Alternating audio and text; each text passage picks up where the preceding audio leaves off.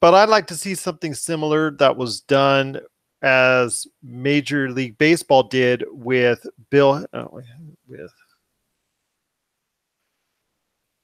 with Josh Hader of the Milwaukee Brewers.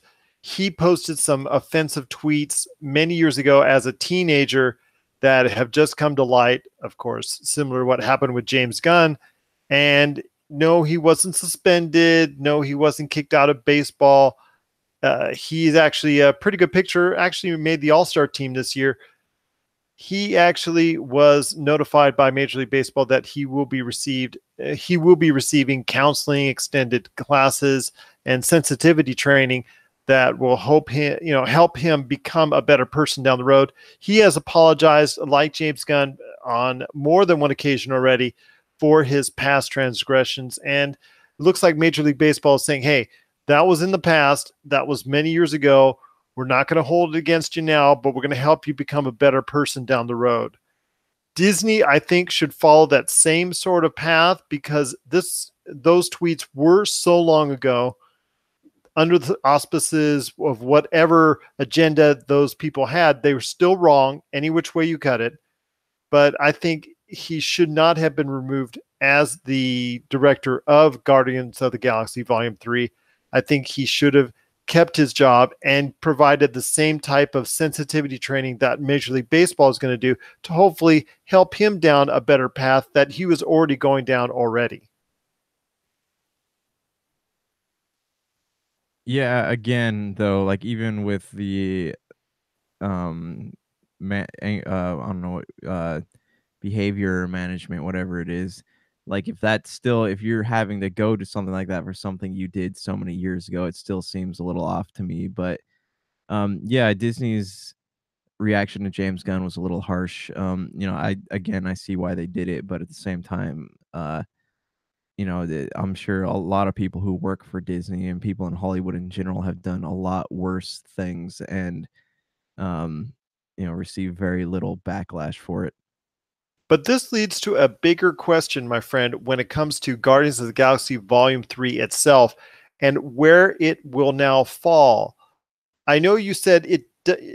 I know you're thinking, I know that there is a possibility that it could keep its 2020 projected release year, excuse me, and just add on a different director.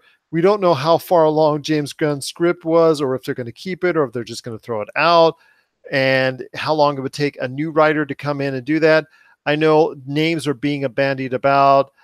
Jon Favreau, Taiki Waititi, that was so famous, who did such a great job with Thor Ragnarok. Jon Favreau from Iron Man. Other names have been bandied about as well. Like I said, at this point in time, there could be any other number of things that could be happening, even a push up of movies such as Doctor Strange 2, Black Panther 2, even a movie like the Black Widow movie, which has just gotten a director and a script is probably coming not too far behind beyond that. What are your thoughts on Guardians of the Galaxy Volume 3 keeping its release date sometime in 2020? Do you think that's still a wise move in just getting a new director, writer, what have you? Or do you see one of these other movies in the MCU maybe swapping places with it or taking its place entirely? I see it keeping its spot because it already has a lot of hype and like it's one thing a movie like Inhumans to say, hey, we're taking this off the bill or we're pushing it back, and they ended up making that into a TV movie. But Guardians of the Galaxy is already so big. There's action figures got to ride at Disneyland. It's something that once it's announced, it's going to start building momentum regardless. So they're going to either have to, I don't know if it's likely James Gunn will get his job back, but they'll have to fill his shoes pretty quickly because I imagine that it was announced where it was because they have a plan for what's coming next. So if they end up moving it, then that just goes to show maybe it's not vital to what's coming next. But if it is, and I know Marvel doesn't do anything lightly, there's probably a reason that it's coming out when it is. Well, you got to remember Guardians of the Galaxy Volume 2 was in a May placeholder spot for the Marvel Cinematic Universe. and is thought of in that May slot as the big Marvel Cinematic Universe release of the year, even though, hey, Black Panther did such a great job in the February timeline. But be that as it may, when Marvel usually puts out a movie in May, they expect that to be probably the biggest hit of their year. So if Guardians of the Galaxy Volume 3 was being planned for a 2020 release, it most likely would have fallen into that timeline and been a May release like Guardians of the Galaxy Volume 2. So we'll have to wait and see what's going on there. I personally think if there's too much commotion, if there is some maybe back and forth on the decision making, either reinstating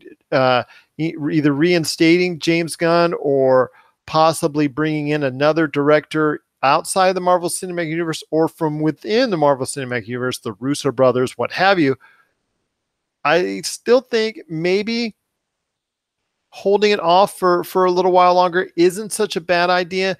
Maybe to get a little bit of breathing space and maybe even give a chance to give the collective group out there a chance to go ahead and accept James Gunn fully back in the saddle again as a director, or getting someone else maybe fully vested into the project.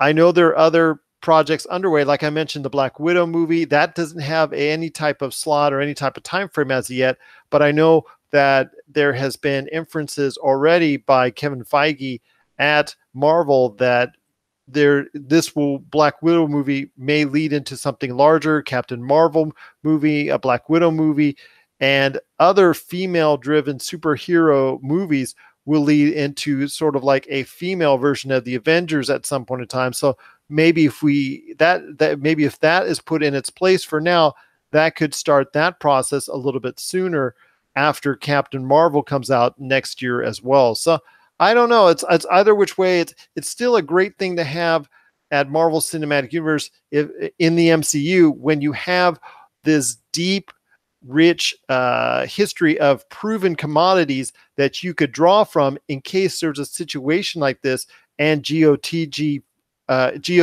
Volume 3 is not ready to go. But I agree with you for the most part. I think the solid money is on Guardians of the Galaxy Volume 3, keeping its slot within the Marvel Cinematic Universe sometime in 2020. Not confirmed, but I would probably assume it would be the big release in May, but that we'll have to wait and see on that. Even if it gets pushed back to a winter or fall release, that could be a possibility as well. But for right now, it looks kind of iffy if James Gunn is going to be returning back to the role. It's going to be iffy if James Gunn will be returning back to the prominent role he's had in the Marvel Cinematic Universe, because for now it looks like it's very much in question. What are your thoughts on James Gunn getting removed as director and writer for Guardians of the Galaxy Volume 3 due to some inappropriate tweets made many years ago on Twitter? Share us your thoughts. Do you want him to come back and be director and writer again, or do you want him off the project so that you know because of what was said before was so offensive, you find that you're not going to be forgiving of if Disney goes ahead and reinstates him back into this project? Share us your thoughts. popculturecosmos@yahoo.com. Also as well, Pop Culture Cosmos, Humanica Media on Game Source on Facebook, and yes, on Twitter as well. Well, Josh, we've got a great show, like I said, coming up for everyone out there. We've got Rob McCallum standing by in the middle of the Cosmic Crossfire.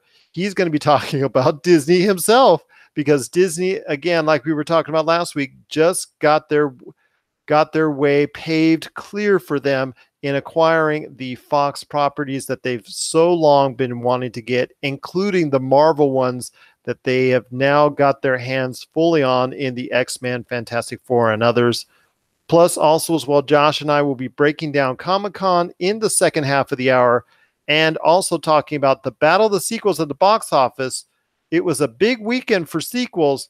Is it too much? Do we need to see more original ideas? We're going to be talking about that and more This is the Pop Culture Cosmos. And we are back with the Pop Culture Cosmos. This is Gerald Glassford from Pop Culture Cosmos and Game Source. Thank you so much for keeping in touch with us right here on the show. If you need a listing of everywhere we're at, well, almost everywhere anyways, because we're on so many different outlets, but we're on radio 7 days a week on online radio and over the air. Also, as well, we're on over 30 different podcast networks. If you need a listing where we're at on many of these places, check us out on our social media page, Pop Culture Cosmos on Facebook, also as well, Pop Culture Cosmo on Twitter. Josh, you have got a great thing going on with Humanica Media, all the great stuff that you're doing, all the videos and podcasts. Share us your thoughts, man. What's going on with Humanica Media? Let's see. We're dropping a new Topicocalypse tomorrow morning. You can go online right now on the old YouTube page and check out some sweet game trailers, as well as an interview with Rin Vickers over NASCAR. And there's going to be some new stuff that Gerald and I did popping up here this week. Also, we're on the Podcast Radio Network. And what time is that at, Gerald?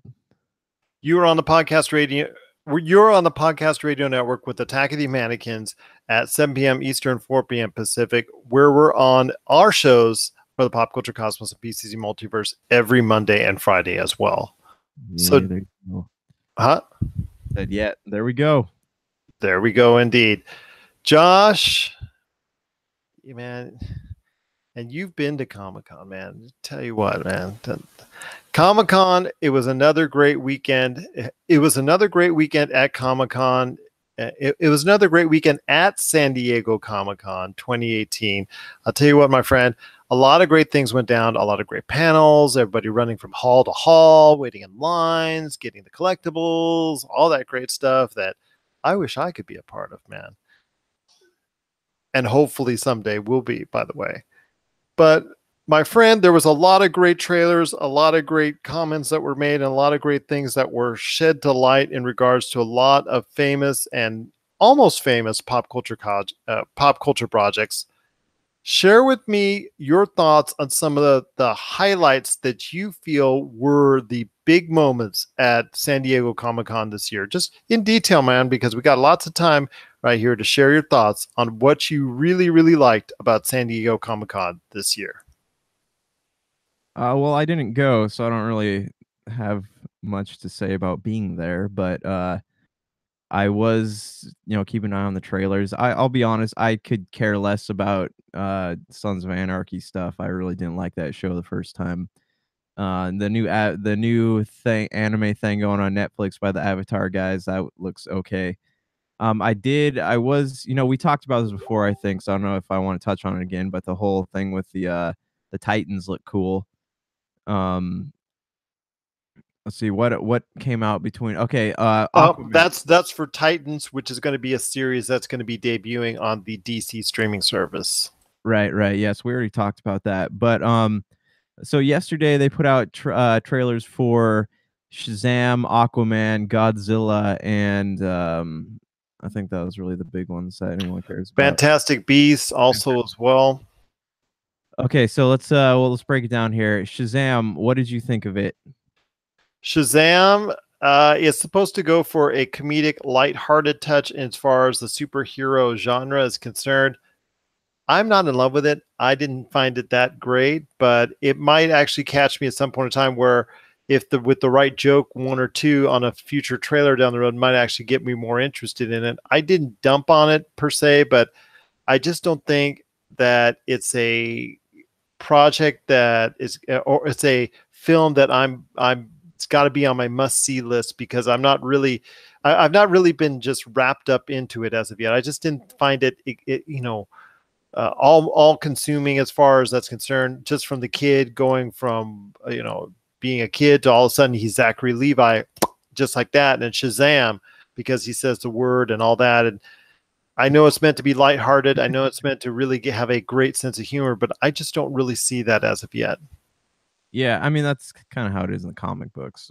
But I like it or not, I am just excited to see that the DC extended universe is carrying on, and they're adding content to it, because that was my big fear after Justice League, was that they're gonna stop it altogether. I don't like how they're calling their movie universe like the worlds of DC or whatever, because I don't like the idea of making movies on different timelines. It's just something, to me, it's too much to keep track of. It's like all the Marvel at Fox and Marvel all over the place. Like I have a hard time. I have very little time to watch stuff as it is. So like I don't want to watch something that's not going to contribute to something, especially when it comes to superhero stuff. But yeah, no, Shazam looks cool. I like the idea. It kind of reminds me of Diary of a Wimpy Kid, but as a superhero, and so that's kind of a neat concept to me.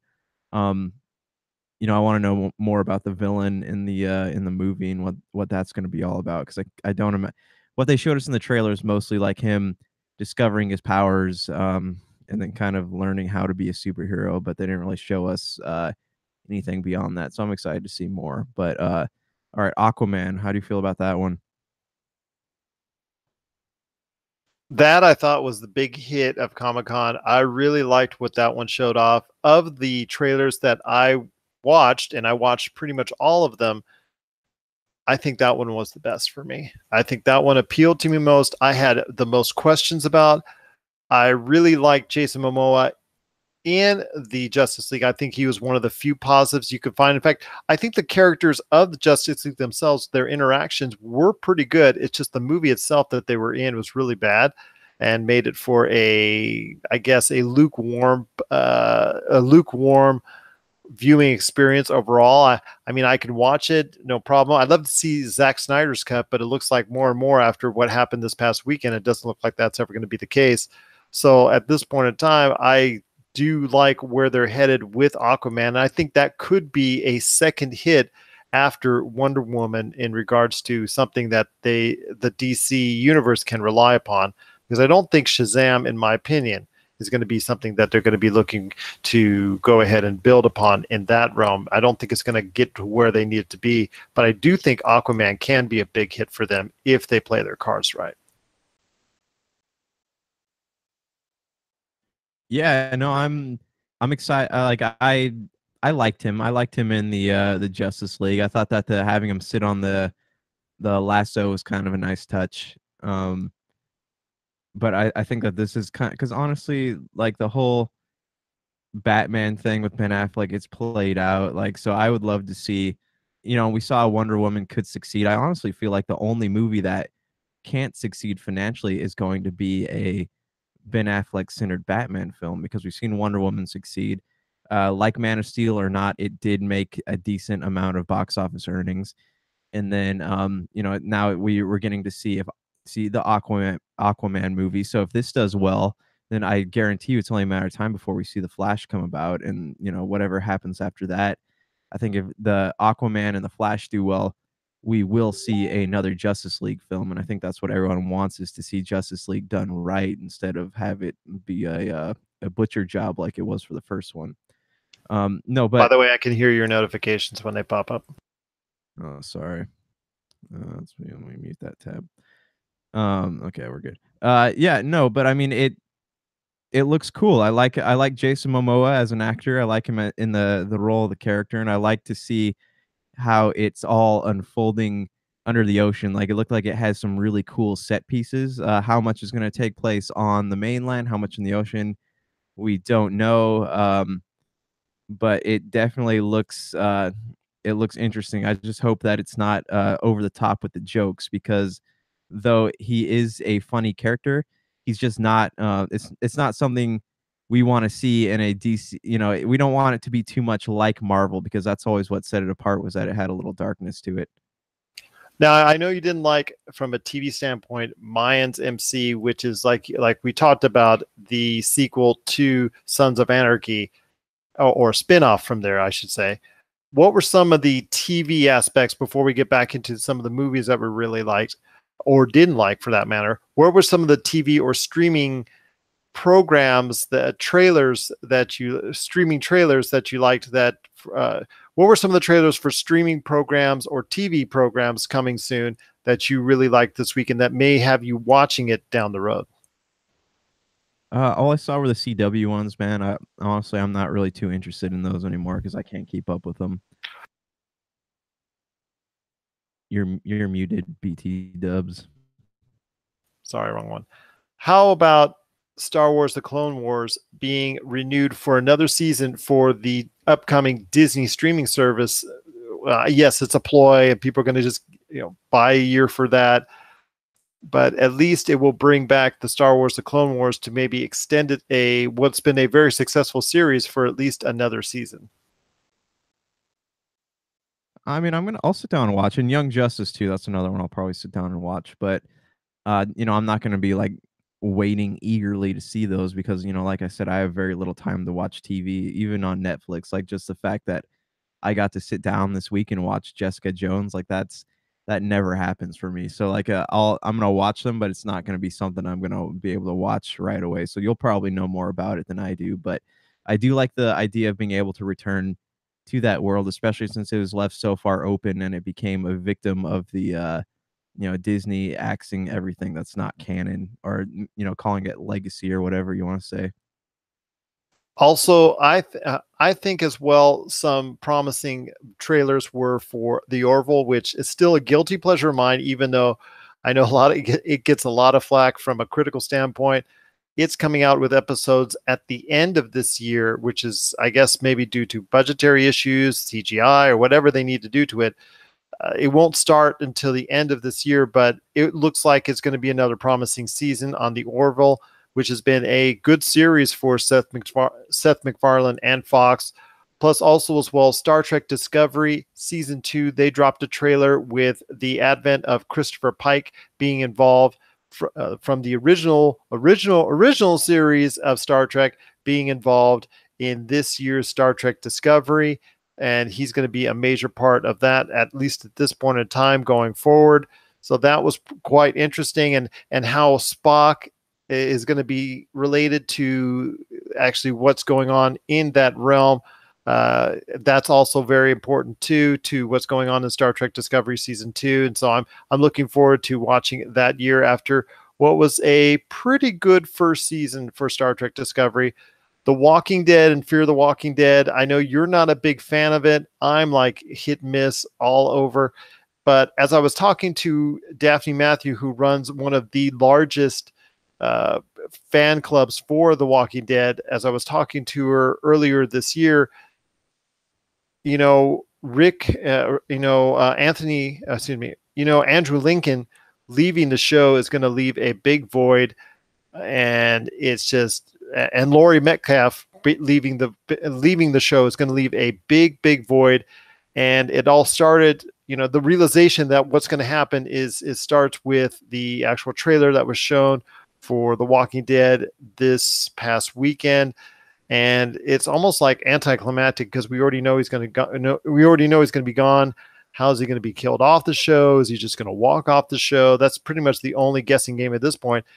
For me, the only other question is how many people are going to be lost as viewers once he walks out that door. Yeah, but don't you think that it's sad when a show has to announce that their lead is leaving far before it happens?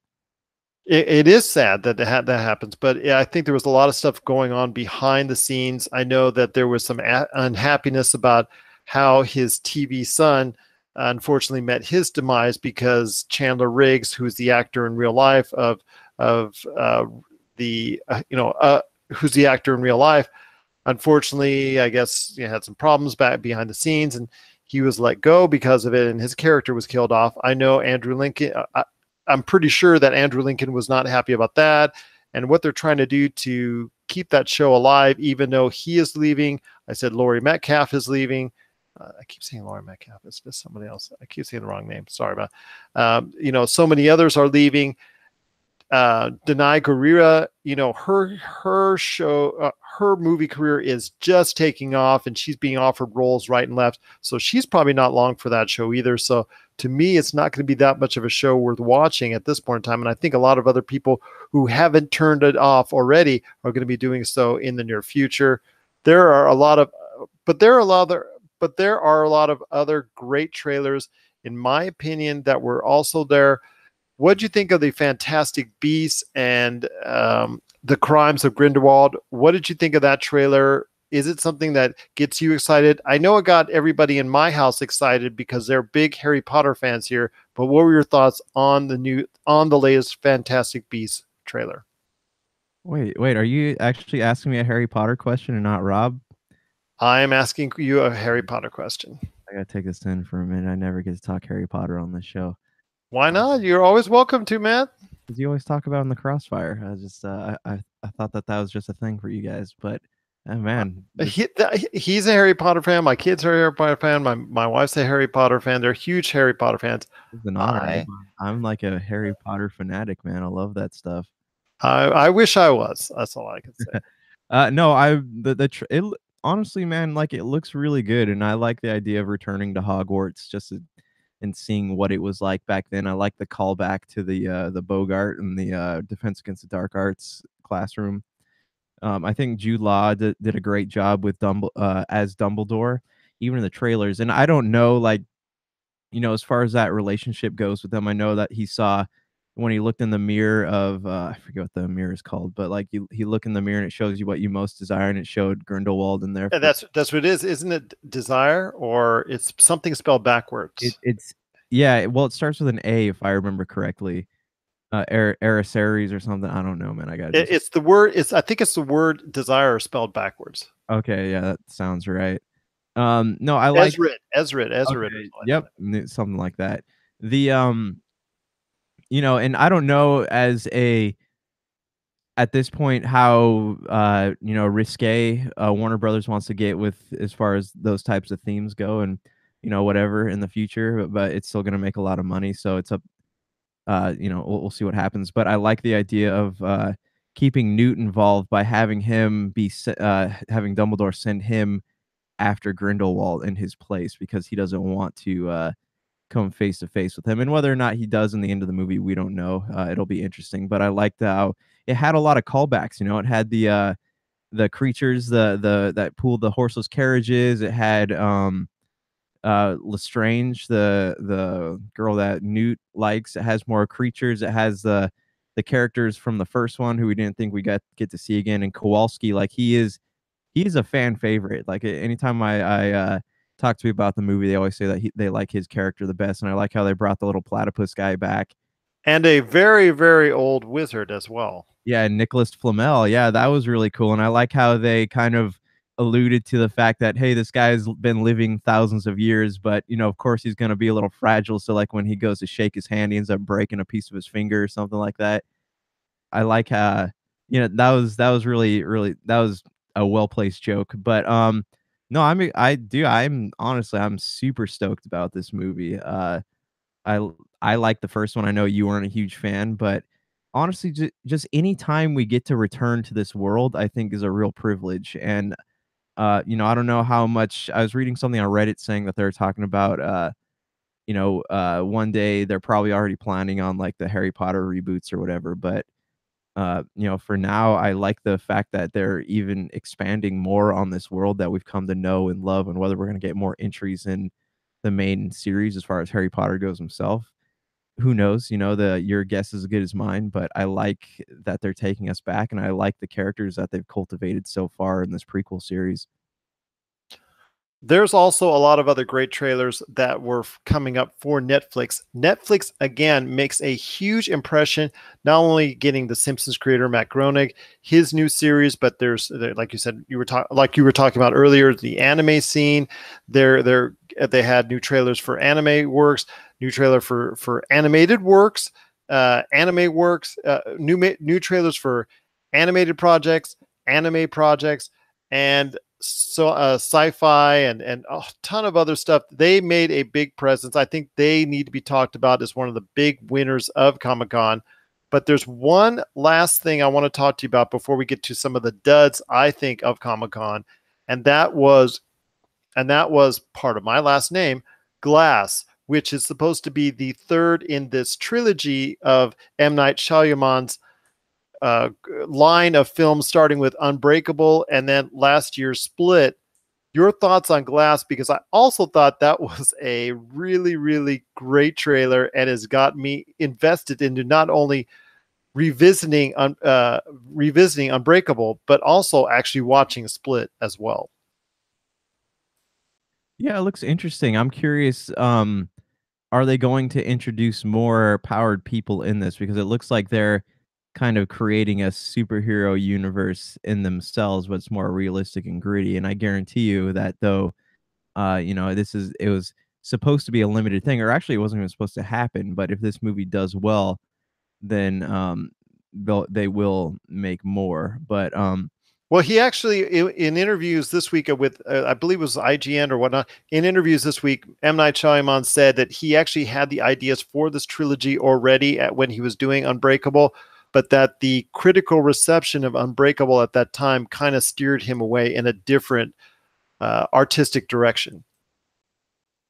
I think that movie was kind of ahead of its time, though. It just was not the kind of like how we look back at Disney movies like Atlantis and Treasure Planet and be like, those were good. They just kind of got released at the wrong times. I think that's what Unbreakable kind of fell victim to. If it came out today, I think we have enough film snobs in our society to be like, okay, that was a decent flick. But even now, people are going to go back and watch it. I guarantee you, they're going to go back and watch it. And their Split had enough traction that this movie, there's no way that this movie's not going to at least make its money back. And that leaves us with some of the other things that were there at Comic-Con. In fact, if you really want to go ahead and see the listing of all the stuff that was going on at Comic-Con, again, check out our site, check out Pop Culture Cosmos on Facebook, and you'll get a listing of there, or Twitter as well. Some of the things that disappointed me, still, I'm not hooked into Predator, man. And this is someone who has watched much of the Predator movies in the past. AVP, Predator, Predator 2, Predators. I've seen those movies. I just can't get into this, man. Even watching the Predator versus Predator action sequence in the latest trailer that was shown off at Comic-Con, I just couldn't get into that, man. What are your thoughts on what are your thoughts on the latest Predator movie? I'm never really excited about Predator. I like the franchise, but it's not something I get as stoked on as say like a new Alien film. Like you remember how excited I was about Alien Covenant and how that Oh yeah, yeah. Just like ooh, kind of destroyed my uh idea of those movies. But yeah, no, I'm Predator. Like I like it, and I'll go see it. I've seen all of them in theaters, but like it's just something I never really was too excited about. And I know you have fond memories of Predator too, but as a as a whole, like the franchise is just something that I like existing, but I don't get super excited about it. As for this one, I think it looks fun. It looks like it's a movie that it's the same formula as it always is, though. You have a creature, a bunch of Marines running around. There's obviously going to be some attractive women in there too. Some people are going to die. There's going to be some spine pooling, and then we're going to have a Predator versus Predator scenario, kind of like we had the Alien versus Predator scenario in AVP. But I don't know, man. Where do you think? How much more life do you think they can squeeze out of that franchise? I think this is a big key, especially with the Fox properties being acquired by Disney. I think at this point in time, if it doesn't become a hit, then it's going to be pushed way into the back library of the Fox properties. I don't think it's going to be a hit. I don't think there's any real draw on. There's no stars that are really attached. There's no big name movie stars that are attached. There's some big stars on a comedic and television level, but there's no real big draw-in movie stars, in my opinion. Also, as well, you've got a storyline which I don't know lends itself to something similar that we're seeing in Venom, and that's another issue entirely. I'm still not hooked on Venom, but we've gone around and round with that, and seeing that Venom is still something that we're not interested in. But Predators, it's just something that I'm not a big fan of at this point in time, but I want to see something more before I definitively say I'm going to wait for this movie to hit just television and streaming markets. There's one more thing that really stuck out to me. Again, Venom did not show off very well at Comic-Con either. But there's one more thing I really wanted to talk to you about that was a kind of a negative for me as well, and that was Godzilla, King of the Monsters. this video that this trailer that dropped during Comic-Con, like Shazam, and also like I was talking about with Predator, just it's not doing it for me, man. It just seems like it's another issue where you get these big monster movies, and for the most part, they just do not really hit on all cylinders. I know they're trying to create a universe. I know they're trying to get King Kong together with Godzilla and have them battle out an eventual movie that's going to take place down the road. But your thoughts on Godzilla, King of the Monsters, because it really didn't do for me as well. It doesn't make sense. I'm hoping there is more to the plot than Maggie Gyllenhaal being like, "Oh, the only way to save the Earth is to Titan have them destroyed," because that was stupid. Like, no, we've seen enough Jurassic Park movies to know, and even in that timeline, Jurassic Park movies have to exist, and they have to have seen them and be like, "This is a stupid idea. What would Michael Crichton say about this?"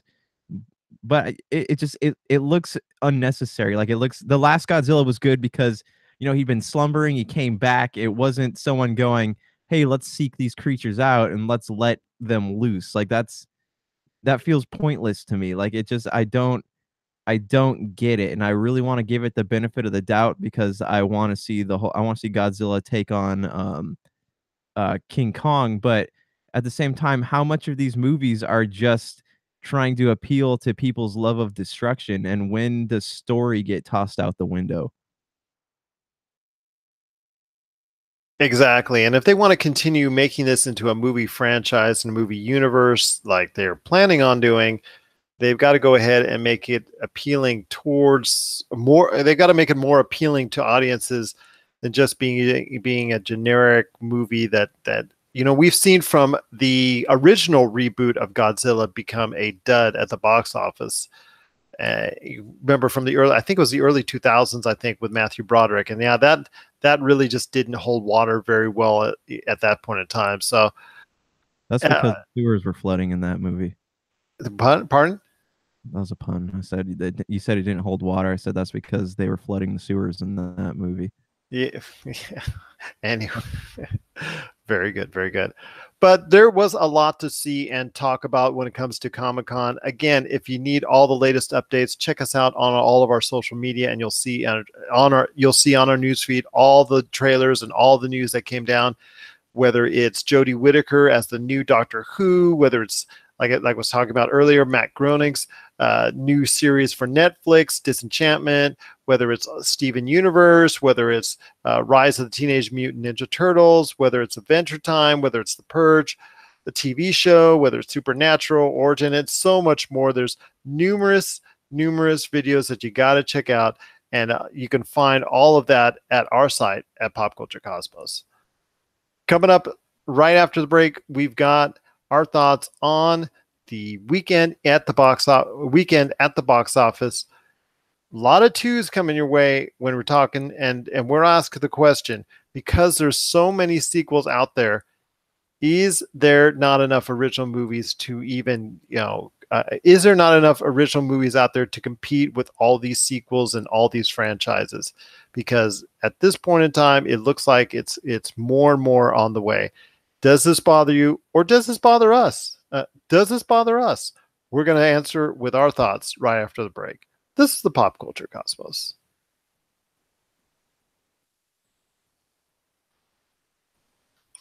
And we're back with the Pop Culture Cosmos. This is Gerald, once again, coming right back at you to close out the show. Josh, it was a pretty good weekend for the box office. Here domestically, I can tell you The Equalizer 2 and Mamma Mia 2, just neck and neck, close, both earning right around $35 million here domestically. I know there's a lot of talk about Incredibles 2 doing even more worldwide. It's growing. It's getting into region after region and doing well. It's getting closer to $1 billion on its own worldwide. You also have Hotel Transylvania 3, Ant-Man and the Wasp. They're all doing great. Jurassic World Fallen Kingdom is still doing strong at the box office as well worldwide, earning $1 billion on its own. All those movies I mentioned, except for Hotel Transylvania 3, are number 2 movies in their collective franchises. And Hotel Transylvania 3 is a sequel of a sequel. So I ask you, my friend, when the first top 6 movies here domestically in the US at the box office are all sequels and not original movies, what does that say about us as individuals watching? And does something need to change? Because, most of these movies were very good. We enjoyed them, but when it's not original properties, that to that extent, I feel that that's a problem as far as release dates, movie companies not having their priorities straight about original programming. I think they would rather put money into something that they either know or believe strongly that is going to get a return rather than take a chance on a new IP or even even an older IP such as Blade Runner. But I it's there is no originality, man. It's either reboots or sequels, and even like the original movies aren't really original. They're like rom-coms based on already established rom-coms, It's not like there's not really a lot of originality out there. The last, I guess, sort of original concept to come out was Annihilation, and that got just annihilated at the box office. So there hasn't been a lot of hope for original IPs or new IPs or whatever out there because they just people Well, I'll say this. I think A Quiet Place was original. I think A Quiet Place had a lot of good ideas in it, and it did become a box office success. But look at the star power behind that. Look how everyone loves John Krasinski and I'm having a brain fart. Emily Blunt. Yeah. Everybody loves them, and that was kind of I'm talking about original things from, relatively new directors and new writers. Like we have a generation of filmmakers that's not going to get a chance to make a name for themselves in Hollywood because, like you said, we're stuck in a behind a wall of non-original ideas or, pre-existing star power. I said the first top 6 were all sequels upon sequels upon sequels and all that.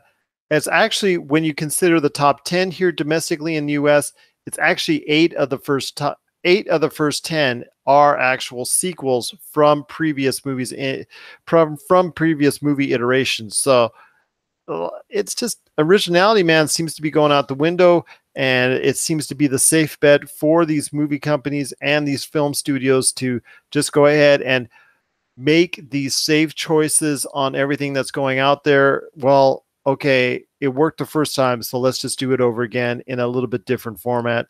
Okay, well, this worked well the first time. Let's just go ahead and rinse and repeat. This is fine in so many ways. Yes, I was excited for Incredibles 2, and I did think it was a very, very, very good movie. It's one of my picks of the year so far. I cannot say otherwise. Ant-Man and the Wasp, a really solid movie. I recommend it wholeheartedly. The Equalizer 2 has gotten a rating so far, so it's obviously got strong. It's obviously going to have strong word of mouth. So is Mamma Mia. Here we go again. Jurassic World: Fallen Kingdom, already over $1 billion. You really can't say anything wrong about these sequels. It's just the fact that they are sequels kind of makes it a little bit, kind of gives you a little bit of pause because it's something familiar and that's why you're going to see it. But it's, I think, Josh, you and I really get a kick out of something when we see something original that is really got a lot of thought put into it and really makes our day as far as having something worthwhile that is original that we haven't seen before as an audience. Yeah, I agree, and I think that's why the indie scene's going to prevail as far as that goes. Indie movies going straight to on demand. There's a lot of good stuff out there that we just don't hear about because you don't see the trailers while going to the movies and whatnot. But yeah, I honestly feel like the future of the film industry as far as storytelling goes is going to go to the indie makers. Couldn't agree with you more, my friend. I think there are too many sequels, but as long as they're made with a lot of care and a lot of thought, they are safe bets. They are safer bets for these movie studios, and with the money that's involved in making them, I guess I really can't blame them for doing that. What are your thoughts out there on sequels out there in Hollywood? Are there too many of them going around? Are you into the fact that you'd like to see more original concepts hit the big screen? Share us your thoughts, popculturecosmos@yahoo.com. Also as well, Pop Culture Cosmos, Humanica Media, and Game Source on Facebook and Twitter as well. Oh, did I do a thing on... what were your thoughts on Comic-Con? What'd you like? What you didn't like? We want to hear your thoughts. popculturecosmos@yahoo.com. Also as well, Pop Culture Cosmos, Humanica Media, and Game Source on Facebook and Twitter as well. So Josh, my friend, it's been another great episode. 99 of these Pop Culture Cosmos shows we've done.